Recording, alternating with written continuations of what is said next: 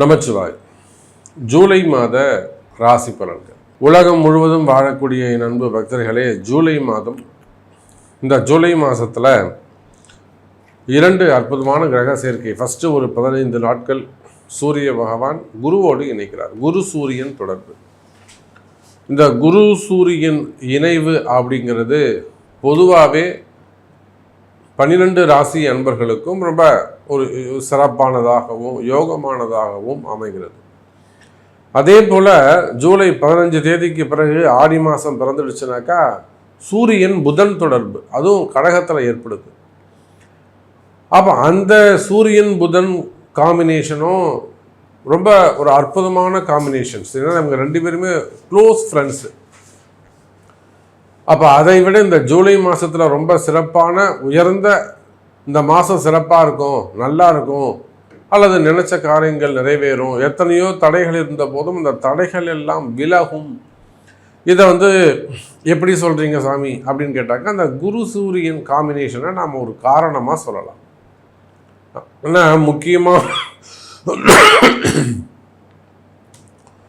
முக்கியமான விஷயங்கள், அதாவது எடுக்கின்ற காரியங்களில் வரக்கூடிய காரிய தடைகள், ஒரு விஷயத்தை ஒரு இடம் வாங்குறதோ அல்லது ஒரு இடத்த விற்கிறதோ இல்லை ஒரு தொழில் அமைக்கிறதோ, இதை நம்ம ஒரு ஷேப்பாக ஒரு நம்பிக்கையாக கொண்டு போகும்.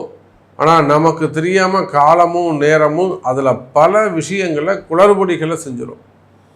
எதிர்பார்க்காத சில குழப்பங்கள்லாம் நடந்து, நமக்கு தெரியாமலே நடந்து, அதன் பிறகு அது ஒரு ஷேப்பு கொண்டு வந்து அப்புறமா நம்ம கடைசியில் நம்ம ஜெயிப்போம்.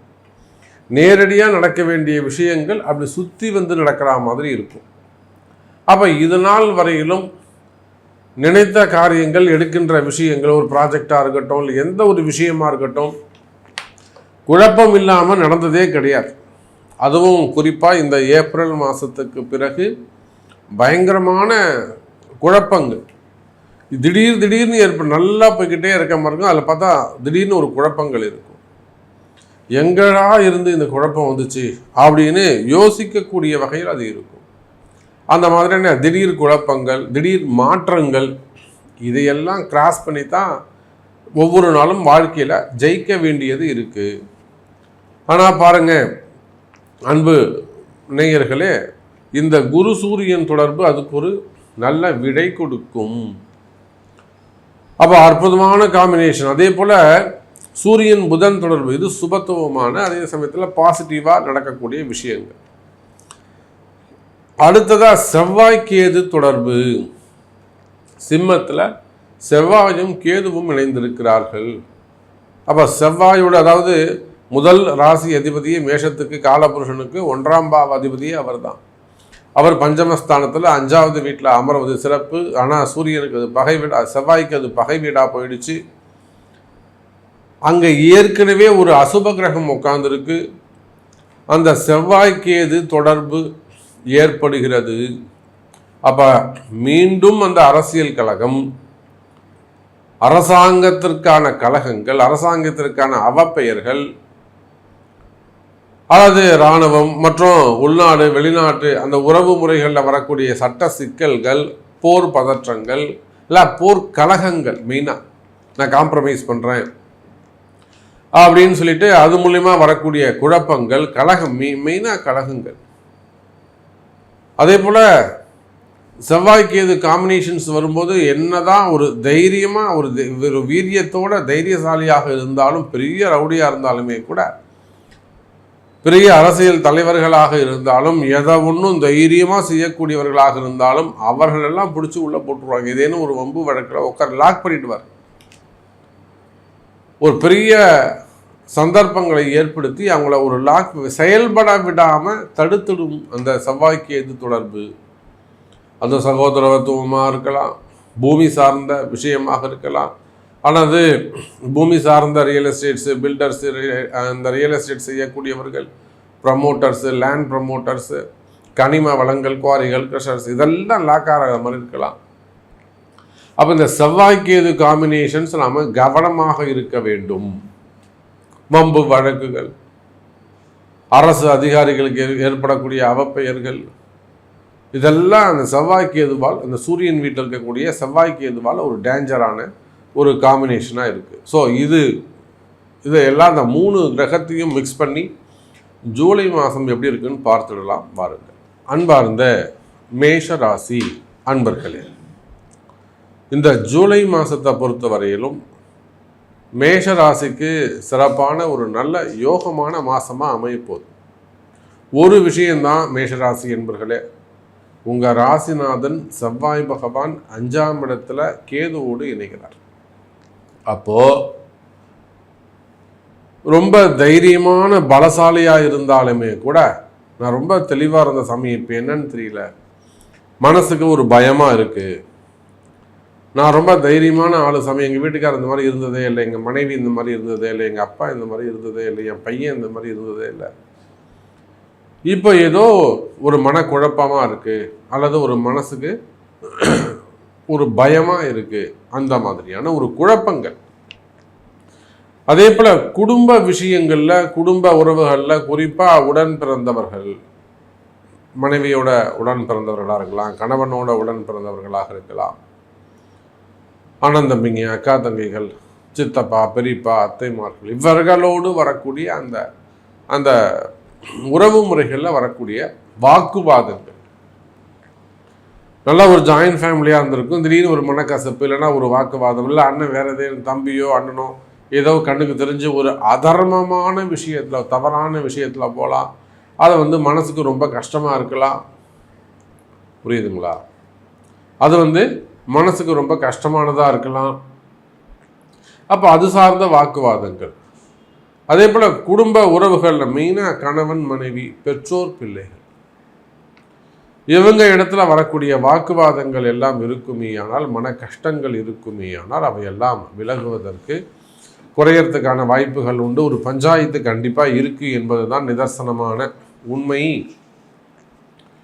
இன்னொரு விஷயத்திலையும் மேஷராசி என்பர்கள் ரொம்ப எச்சரிக்கையாக இருக்க வேண்டும். தேவையில்லாத ஒரு கோவிலுக்கு போகிறது, இல்லை வேறு ஏதேனும் மந்திரிக்கிறது, அல்லது ஏதேனும் மாந்திரீக பரிகாரங்கள் செய்வது, இந்த மாதிரி விஷயங்கள் எல்லாம் ரொம்ப எச்சரிக்கையாக இருக்க வேண்டும், தவிர்க்க வேண்டும்.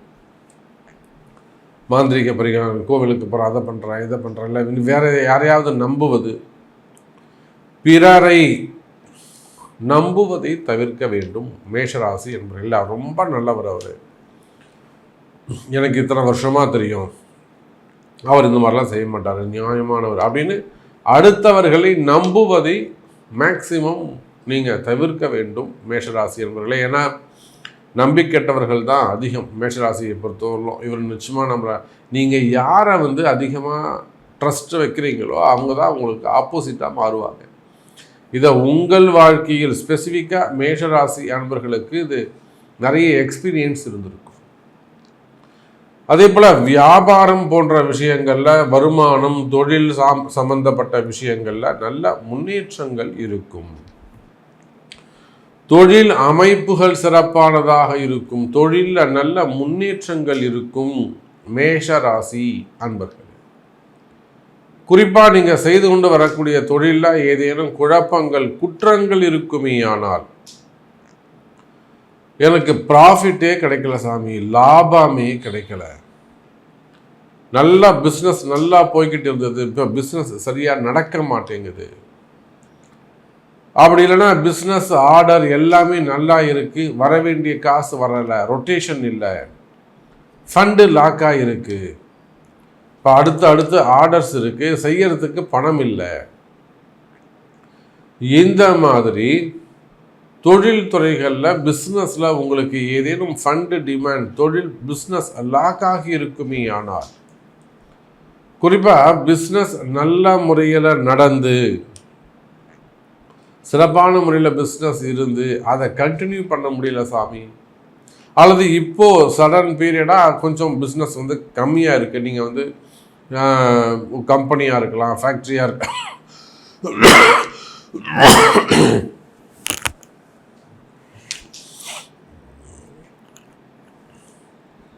நீங்கள் கம்பெனியாக இருக்கலாம், சின்ன சின்ன கம்பெனிகள், அதாவது ஃபேக்ட்ரிஸ் வச்சு நடத்தக்கூடியவர்கள், small scale industries, job work பண்ணக்கூடியவங்க, சிப்காட் நிறுவனங்கள், பெரிய தொழிற்சாலைகளாக வச்சு செய்யக்கூடியவர்கள், கால்நடை பண்ணைகள்லாம் வச்சு மெயினாக அந்த பண்ணைகள், கோழி பண்ணைங்க, முட்டை பண்ணைங்க, கால்நடை பண்ணைகள் அதெல்லாம் வச்சு அது மாதிரி வியாபாரம் செய்யக்கூடியவர்கள், டிரான்ஸ்போர்ட் பிஸ்னஸ் பண்ணக்கூடியவர்கள், அதே போல் ஷேர் மார்க்கெட்டு, ஸ்டாக் மார்க்கெட்டு அந்த மாதிரியான பிஸ்னஸ் செய்யக்கூடியவர்கள், ஃபிலிம் இண்டஸ்ட்ரி, கலைத்துறையை சார்ந்தவர்கள், எக்ஸ்போர்ட் இம்போர்ட் பிஸ்னஸ் பண்ணக்கூடியவங்க, கார்மெண்ட்ஸ் அந்த தொழில் செய்யக்கூடியவர்கள், ஷோரூம்ஸ் வச்சு நடத்தக்கூடியவர்கள், அதே போல் மளிகை விவசாயம் சார்ந்த பொருட்கள், சூப்பர் மார்க்கெட்டு, மளிகை கடைகள்.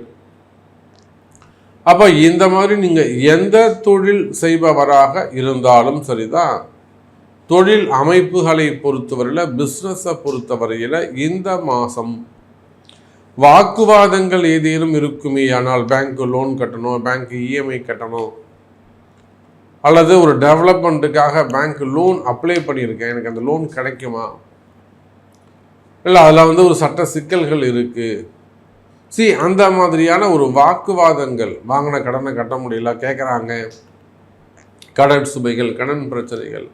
அப்போ பிஸ்னஸ் ரிலேட்டடாக உங்களுக்கு ப்ராப்ளம் இருக்குமே ஆனால் கவலை வேண்டாம் மேஷராசி என்பர்களே. அது எந்த மாதிரியான ட்ரபுளாக இருந்தாலும் நிச்சயமாக அதை சரி பண்ண முடியும். அதற்கான வழிமுறைகள் உள்ளது, பரிகாரங்கள், பிராயச்சித்தங்கள், அதுக்குன்னு வழிபாட்டு முறைகள் உள்ளன. அப்போ உங்கள் பிறப்பு ஜாதகத்தை கொண்டு ஏன் இந்த மாதிரி திடீர்னு ஒரு லாக் பீரியட் வந்தது, அது இன்னும் எத்தனை நாளைக்கு கண்டினியூ ஆகும், இதை நம்ம உள்ளே போனால் ஜெயிக்க முடியுமா, இல்லை அதுக்கு சொல்யூஷன் என்ன இருக்குது அப்படிங்கிறத பார்த்து அதுக்குரிய வழிபாடுகள் செய்வீர்களே ஆனால் நிச்சயமாக மேஷ ராசி என்பர்களே தொழில் அமைப்புகள் சிறப்பானதாக இருக்கும். அதே போல தான் வேலை வாய்ப்புகள், ஜாபை பொறுத்தவரையிலும் ஜாப் கேரண்டி உண்டு. வேலை செய்கிற இடத்துல முதல்ல வேலையை காப்பாற்றிக்கணும். நான் பொதுவாக என்னுடைய கிளைண்ட்ஸுக்கு, என்னுடைய பக்தர்களுக்கு நான் அறிவுரை சொல்வது உண்டு. என்னென்னா, என்னை கேட்காம வேலையை விடாதீங்க அப்படின்னு ஒரு வார்த்தையை நான் அடிக்கடி சொல்வது உண்டு. அதைத்தான் நான் இங்கே சொல்ல விரும்புகிறேன். வேலை செய்கிற இடத்துல நிறைய ட்ரபுள்ஸ் இருக்கலாம். உங்களை டிபார்ட்மெண்ட் மாற்றலாம், டீப்ரமோஷன் பண்ணலாம், அல்லது உங்களை ஒரு மட்டம் தட்டலாம், இன்சல்ட் பண்ணலாம், இல்லை அல்லது உங்கள் பிஸ்னஸ் ரிலேட்டடாக, ஜாப் ரிலேட்டடாக உங்களை ஒன்றும் தெரியாதுங்கிற மாதிரி கொண்டு போகலாம். இல்லை உங்கள் உழைப்பு, நீங்கள் கஷ்டப்படுறீங்க இல்லையா, அதை கூட அவங்க ரெக்கக்னைஸ் பண்ணாமல் இருக்கலாம். ஏதோ ஒரு விஷயம் உங்களை கழுத்தை பிடிச்சி வெளியே தள்ளாத குறை தான், வெளியில் போடா அப்படின்னு சொல்லாமல் வேறு ஏதோ ஒரு மறைமுகமாக சொல்கிற மாதிரி ஒரு சூழ்நிலை இருக்குனாலுமே கூட எந்த சூழ்நிலையிலையும் வேலையை மட்டும் விட்டுடக்கூடாது மேஷராசி அன்பர்களே. அப்போ நான் என்ன சாமி பண்ணுறது, எனக்கு வேலை முக்கியம், இதே மாதிரி தான் எனக்கு மன உளைச்சலாக இருக்குது, இப்போ நான் வெளியில் போனால் எனக்கு வேலை கிடைக்குமா, அல்லது இங்கே இருந்தால் நம்ம சுச்சுவேஷன் சரி பண்ணிக்க முடியுமா, உங்களுடைய ஹையர் ஆஃபீஸர்ஸ், மேனேஜரோ அல்லது யாரோ ஒருத்தர் உங்களை ட்ரபிள் பண்ணுறாங்க, அப்போ வேலையில் பிரச்சனைகள் இருக்குமே ஆனால் அதெல்லாம் இந்த வேலையை காப்பாற்றிக்க வேண்டும் மேஷராசி அன்பர்களே. அப்படி இந்த இருக்கக்கூடிய பிரச்சனைகளை அதுக்கு நம்ம என்ன பண்ணலாம், எப்படி சரி பண்ணலாம், அது முடியுமா முடியாதா அப்படிங்கிறத உங்களுடைய பிறப்பு ஜாதகம் தான் அதுவும் எடுத்துக்காட்டும். அப்போ வேலை விஷயத்தில் மிகவும் எச்சரிக்கையாக கவனமாக இருக்க வேண்டும். அதே போல தான் புதிய வேலை வாய்ப்புகள், புதிய வேலை கிடைப்பதற்கு வாய்ப்புகள் உண்டு.